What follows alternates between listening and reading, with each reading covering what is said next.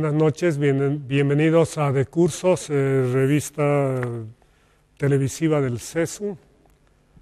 En esta ocasión tenemos una entrevista peculiar. Bueno, yo voy a entrevistar a Gonzalo Lema. Y todos conocemos a Gonzalo Lema como un laureado escritor de novelas y cuentos. En los últimos meses ha ganado varios premios. El último es un premio de novela Quipus, un concurso de carácter internacional.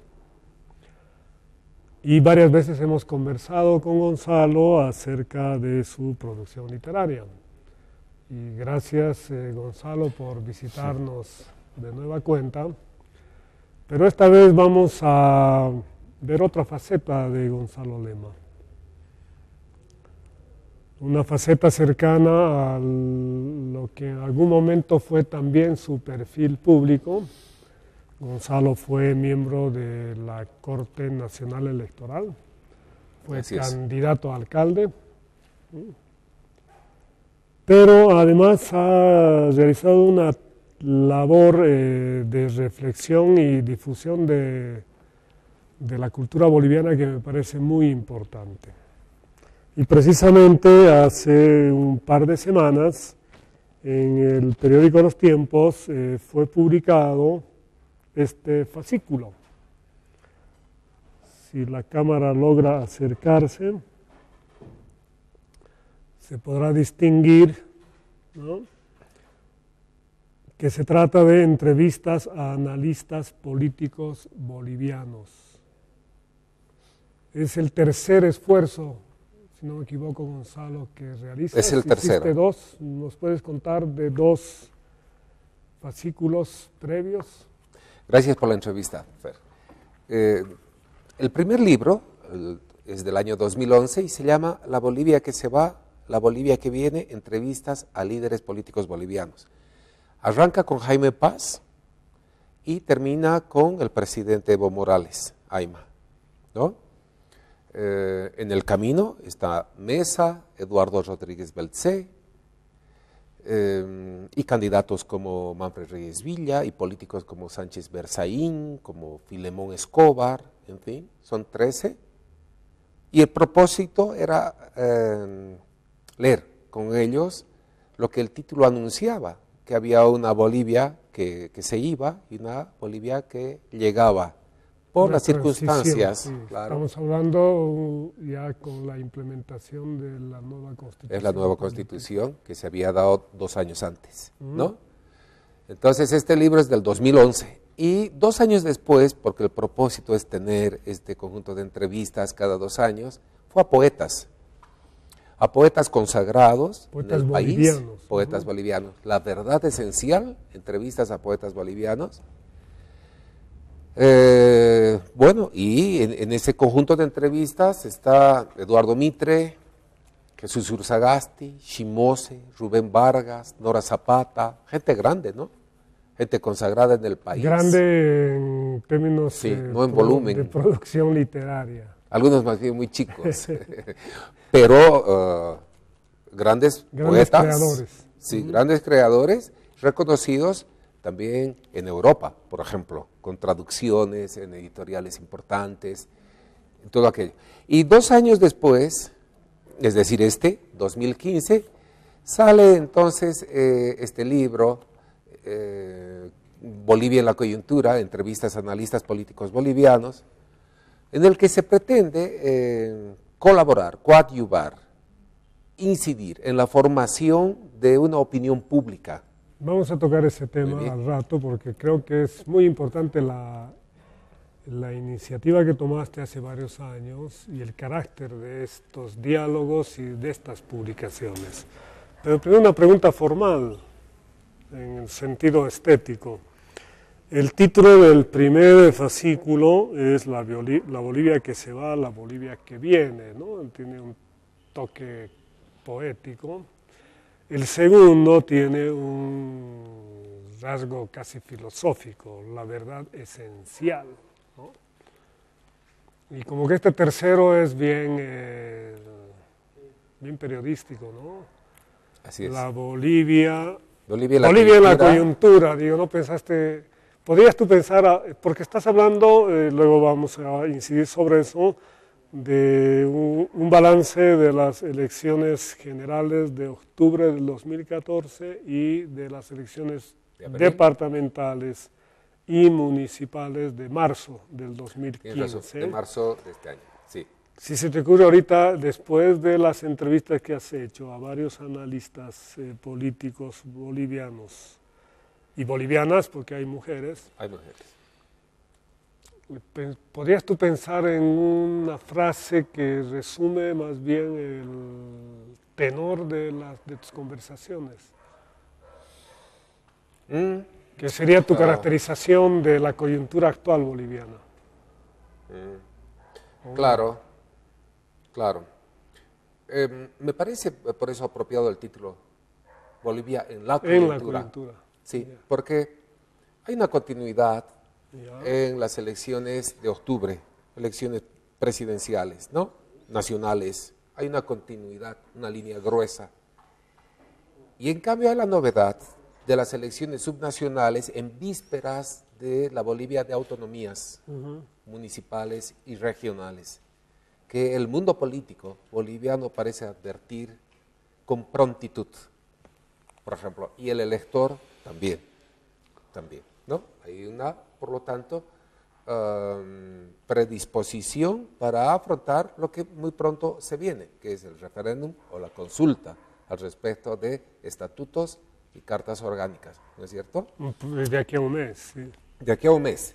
Entonces, efectivamente, me parece que el título está bien puesto, Bolivia en la coyuntura. Porque es una coyuntura excepcional. Sí. Es decir, que seguimos, igual que en el primer libro, La Bolivia que se va, la que viene, seguimos transitando el derrotero de la transición, es decir, se sigue implementando la nueva constitución, ¿no? Y con la consulta por venir, dentro de muy poco tiempo, entonces se habrá dado otro paso al respecto, con todas las variantes, vicisitudes que aquello provoca. Vamos a hablar acerca de ese tema, pero antes quiero resaltar algo que tú mencionas en la presentación y que a mí me interesa poner de relieve, ¿no? Tú dices, la morosa construcción de una opinión pública se fundamenta también en el buen saber de sus estudiosos.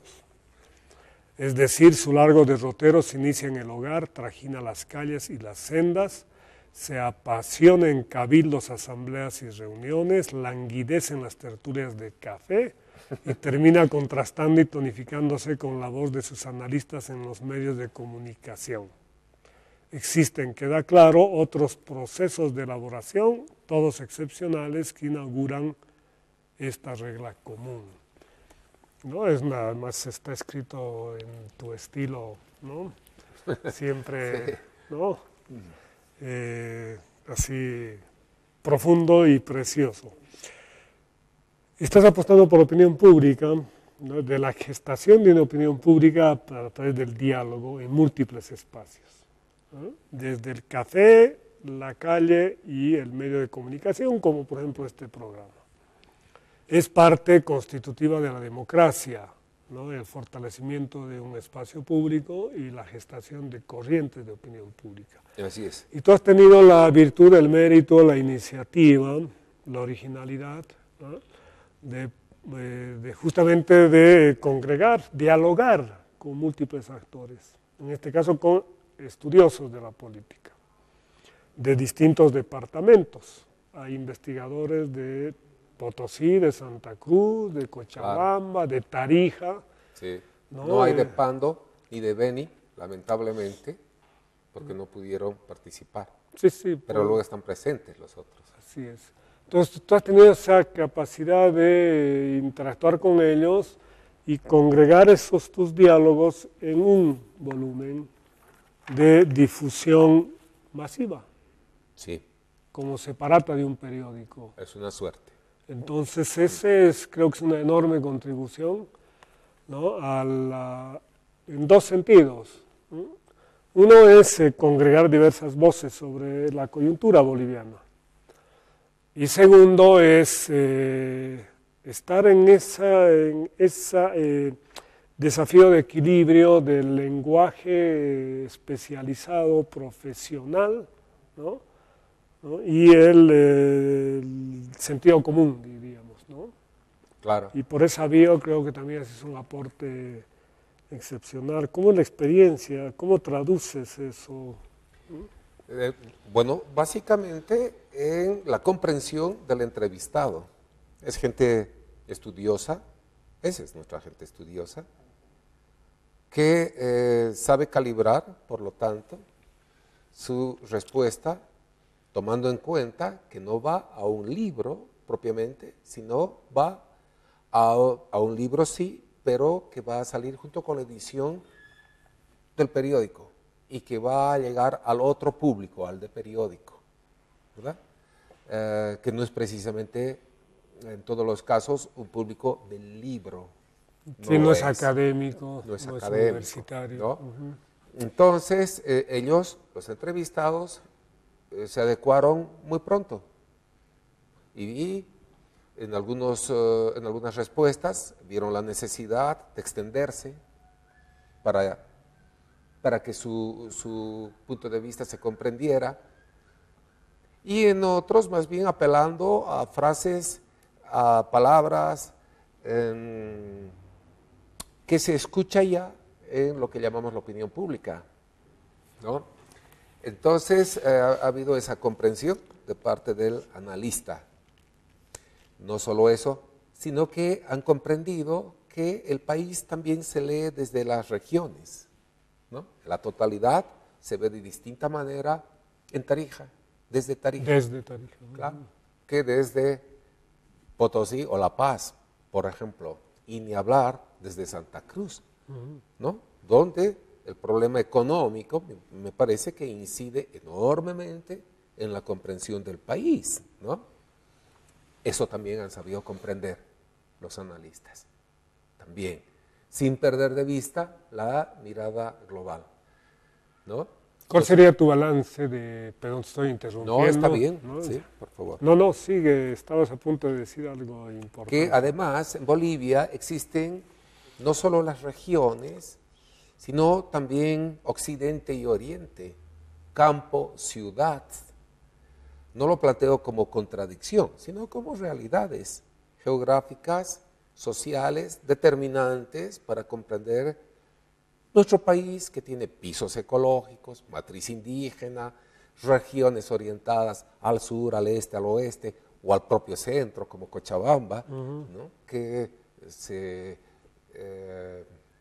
sueña como articuladora, digamos. Articuladora de una diversidad, y la diversidad viene a ser el dato fuerte de todas las lecturas hoy día para caracterizar la sociedad boliviana, ¿no? Y uno de los entrevistados, además, atiende la entrevista sobre Bolivia y el contexto sudamericano, europeo y mundial, porque en estos tiempos hemos tenido participación también en debates, foros mundiales que influyen, pues, en la percepción que tienen sobre nuestro país, influye en la percepción que tenemos nosotros sobre nuestro país. Sí, sí. ¿No? Ese es dialéctico. Sí, sí. Ese es un tema apasionante. Algún día habrá que hablar de eso. Cómo ha cambiado la percepción del mundo sobre Bolivia y la autopercepción de nosotros sobre el lugar de Bolivia en el mundo. Pero ese será en otra coyuntura. En otra.